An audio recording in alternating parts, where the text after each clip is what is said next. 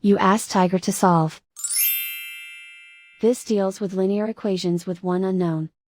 The final result is p equals 2. Let's solve it step by step. Group all p terms on the left side of the equation. Subtract 5p from both sides.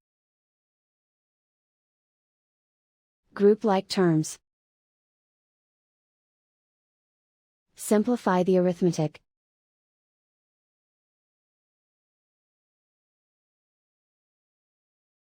Group all constants on the right side of the equation.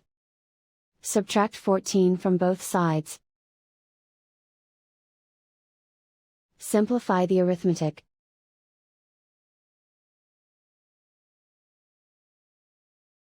Isolate the p. Divide both sides by -7. Cancel out the negatives. Simplify the fraction.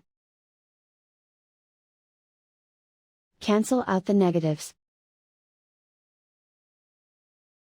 Find the greatest common factor of the numerator and denominator.